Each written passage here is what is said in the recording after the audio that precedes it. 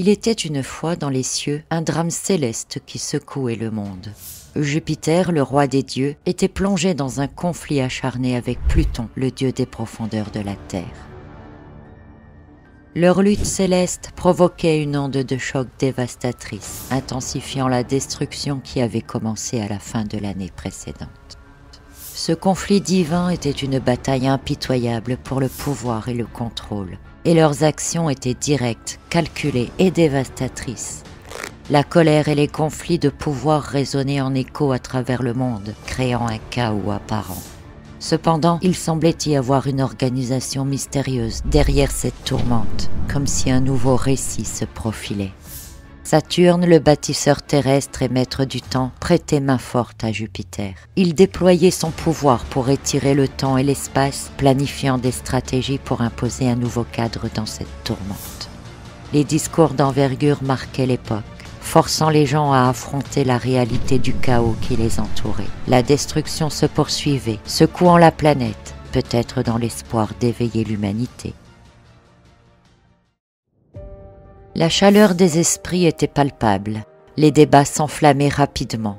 Jupiter cherchait à mettre en œuvre rapidement des changements radicaux pour éviter les catastrophes à venir, répondre aux dégâts causés par son conflit avec Pluton et résoudre les problèmes sous-jacents. Cependant, il se heurtait à des tensions et à des résistances en raison de son autoritarisme. Sous l'ombre d'une révolution imminente, Chiron, le guérisseur suprême, renforcé par sa proximité au nœud nord et la lune en bélier, amplifiait le réveil des mémoires collectives. Il soulignait la nécessité de prendre des mesures profondes pour faire face aux problèmes sous-jacents. Jupiter tenait compte des conditions posées par Chiron. Pour apaiser les tensions, il utilisait des discours convaincants, optimistes et idéalistes pour promouvoir un avenir meilleur. Sa créativité ne connaissait pas de limites pour persuader les esprits de la nécessité absolue de changer. Cependant, malgré les tensions, Jupiter continuait de poursuivre ses objectifs avec audace, détermination et idéalisme. Malgré les tensions parmi la population, Jupiter cherchait à mettre en place de nouvelles mesures sociales, à renforcer les règles existantes et à introduire de nouvelles lois. Il mettait l'accent sur les responsabilités, les droits et les devoirs de tous. Les tensions s'apaisaient en partie grâce aux négociations et aux compromis consentis par Jupiter. Son charme et son idéalisme lui permettaient de gagner la confiance du peuple en un avenir meilleur. Dans les cieux, Jupiter avançait vers le signe des Gémeaux. Ce signe, symbole de la communication, de l'information, de l'ouverture d'esprit et de l'expérimentation, allait être le théâtre de nouvelles évolutions. Jupiter cherchait à promouvoir la tolérance, la compassion et l'ouverture d'esprit. Il aspirait à rétablir l'ordre, à transformer les mentalités et à créer un monde différent. Malgré les difficultés, il s'efforçait de mettre en place de nouvelles mesures sociales en phase avec les réalités du monde moderne, préparant les générations futures à l'avenir. Les alliances divines se modifiaient. Uranus prenait un rôle de plus en plus prépondérant tandis que Jupiter continuait de naviguer à travers les défis et les contradictions de son époque.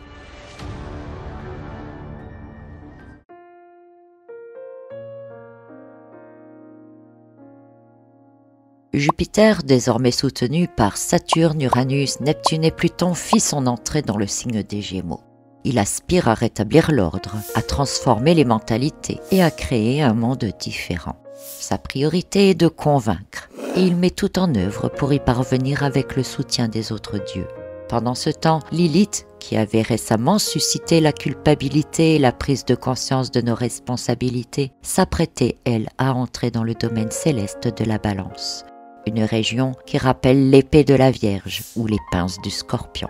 En conflit avec Neptune mais associée à l'énergie de Pluton, elle s'apprêtait à pousser l'humanité à explorer les aspects les plus sombres et extrêmes de la Balance au cours des prochains mois.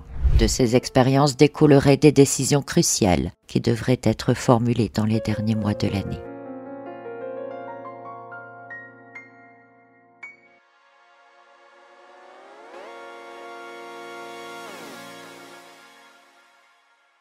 Désormais, Uranus opérait sans être sous l'influence directe de Saturne. Ayant renoué son alliance avec Pluton et Neptune, Uranus reprenait son rôle de force destructrice et de renouvellement. À ce stade, Pluton et Neptune étaient en rétrogradation, et Uranus profita de l'occasion pour intensifier ses actions visant à dévoiler les illusions du vieux monde, en remettant en question les normes sociales qui lui étaient associées, en consolidant également les bases nouvellement établies et en y apportant des ajustements si nécessaire. Il obligeait ainsi l'humanité à confronter la réalité d'un monde en mutation, transformant progressivement la perception qu'elle a de son environnement. Cependant, dans le monde réel, ces bouleversements ne se produisirent pas sans heurts ni opposition. Une période de débat et de transition considérable commença, inévitablement destinée à mener à des décisions et des changements majeurs dans les mois à venir. Ces débats étaient indispensables, car sans discussion, les mentalités ne pouvaient évoluer et s'ouvrir, et ne pourraient alors pas être dans l'acceptation. Il est essentiel de reconnaître l'importance des enjeux de cette époque qui touchaient aux ressources primaires avec Pluton, aux nouvelles énergies avec Uranus, à la santé et à l'avenir de l'humanité avec Neptune. Les discours étaient influents, bien que parfois contradictoires, car sous l'influence de Lilith en Balance, nous explorions les extrêmes de chaque situation et de chaque débat. Cette phase nous amena à faire des choix en toute conscience, bien que la liberté d'expression et l'accès aux informations semblaient tronqués. Les accusations de chacun sont en réponse aux accusations des autres. Et les négociations internationales se heurtent à des difficultés pour parvenir à des compromis satisfaisants.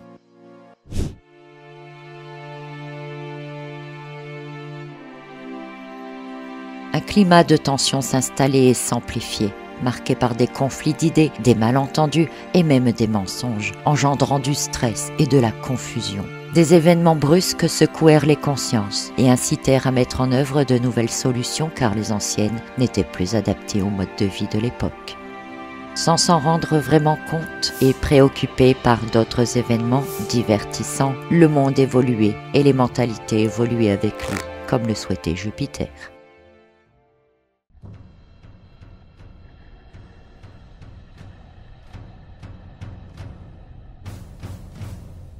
Uranus œuvrait pour le changement avec l'appui de Pluton et de Neptune. Leur objectif était de mettre fin aux acquis sociaux désuets pour s'adapter aux nouvelles réalités de la société. Pluton, de retour pour la dernière fois dans le Capricorne, marquait également un effondrement économique redouté depuis longtemps, nécessitant de nouvelles normes pour rétablir l'équilibre. Jupiter, de son côté, était confronté à des tensions et des contradictions, tout en poursuivant ses négociations. Toutefois, avec le début d'un carré avec Neptune, il plongeait alors le monde dans une grande confusion, obscurcissant les vérités et créant un brouillard d'illusions. Cette période de confusion était idéale pour déployer une manipulation puissante et désorientante, rendant difficile la distinction entre le vrai et le faux. Les communications étaient remplies de désinformation et les esprits se perdaient dans un labyrinthe de mensonges.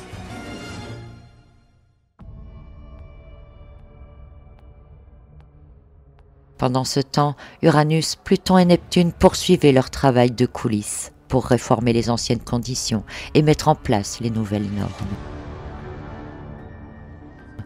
Le monde réel était marqué par des débats enflammés et des conflits d'idées, mais aussi par des événements marquants, voire violents. Le climat était tendu et il semblait que l'humanité aspirait à la paix, à la justice et à l'équité. Alors que les tensions internationales se poursuivaient, le contrôle des ressources, de l'énergie et des matières premières devenait un enjeu majeur, masqué par le prétexte de sauver la planète. Derrière cette apparente quête environnementale se cachait un conflit de pouvoir à l'échelle internationale. Un conflit qui enchaînait des négociations, des révisions dans les accords précédemment établis. Le chemin n'était pas sans obstacles, le monde était plongé dans une grande confusion, entre la désinformation, la manipulation et la lutte pour le contrôle des ressources. Les débats étaient enflammés, les esprits étaient tendus, et les décisions prises allaient avoir des conséquences durables. Les décisions cruciales attendaient d'être prises, et l'avenir de l'humanité restait incertain. Mais Lilith rappela à Jupiter qu'elle attendait maintenant de connaître ses choix. Le voile de l'illusion se dissipait complètement et Jupiter se trouvait confronté à la nécessité de révéler à Lilith les décisions qu'il s'apprêtait à prendre. Décisions qui allaient avoir des répercussions mondiales, d'une importance capitale car Lilith prochainement allait entrer dans le secteur du Scorpion, prête à nous confronter aux profondeurs et aux obscurités de nos choix. Les débats s'intensifiaient, accompagnés d'actions radicales et fulgurantes. Des fissures apparaissaient, remettant en question des décisions antérieures.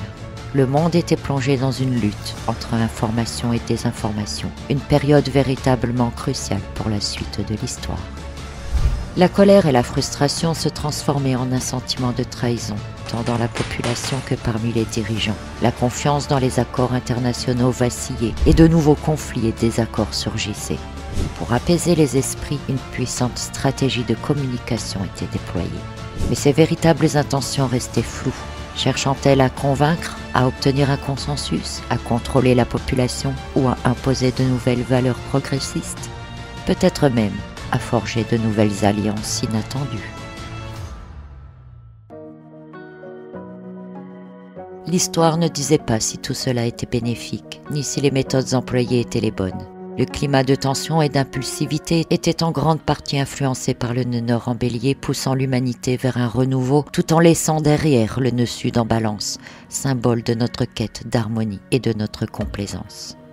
En janvier 2025, une nouvelle phase d'évolution des nœuds lunaires était annoncée, avec un passage vers l'axe Poisson-Vierge. Cet axe invitait à développer des valeurs spirituelles, à favoriser la connectivité entre les peuples du monde et à établir une nouvelle conscience collective au-delà des préjugés passés.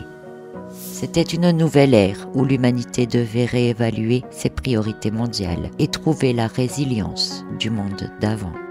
Le trio Uranus-Pluton-Neptune, brièvement présent en 2023, continuait d'agir en coulisses, contribuant à la destruction de l'ancien et à la renaissance du nouveau monde. Leur influence se faisait sentir profondément, et le long sextile entre Pluton et Neptune, toujours présent et agissant encore plus en profondeur, avait toujours marqué des changements d'époque notables au travers les âges. Nous vivions cette époque extraordinaire où tout changeait en vue d'un avenir nouveau, et l'humanité jouait un rôle clé dans cette transformation. Le sextile entre Pluton et Neptune devait prendre fin vers 2030, mais nous assistions déjà aux prémices du nouveau monde, une ère pleine de promesses et de défis, une ère où les dieux célestes, symbolisés par Jupiter, Saturne, Uranus, Pluton et Neptune, œuvraient en coulisses pour remodeler le destin de la planète. C'était une période de bouleversement, de remise en question, de désaccords, mais aussi de potentiel renouveau. L'humanité était à la croisée des chemins et les enjeux étaient colossaux. Les dieux célestes, sous la direction de Jupiter, s'efforçaient de façonner un avenir meilleur. Leurs actions allaient des négociations et des compromis aux réformes sociales majeures, de la régulation des médias sociaux à la révision du système éducatif. Jupiter, Saturne, Uranus, Pluton, Neptune travaillaient main dans la main pour amener l'humanité vers une nouvelle ère de progrès et de résolution des problèmes mondiaux. Le monde, tel que nous le connaissions, était en pleine transformation, et chaque acteur, humain ou divin, jouait un rôle dans cette épopée épique. Les dieux regardaient vers l'avenir, sachant que l'histoire continuerait de se dérouler avec son lot de défis, de triomphes et de révélations. L'avenir était entre les mains de Jupiter, Saturne, Uranus, Pluton, Neptune et de tous ceux qui avaient la volonté de forger un monde nouveau. La grande aventure se poursuivait et l'humanité était appelée à relever les défis de cette ère de changement profond. Les dieux célestes observaient, guidaient et inspiraient, mais le destin final reposait sur les épaules de ceux qui peuplaient cette terre en constante évolution. Et ainsi, l'histoire se poursuivait, une épopée épique avec un avenir à écrire.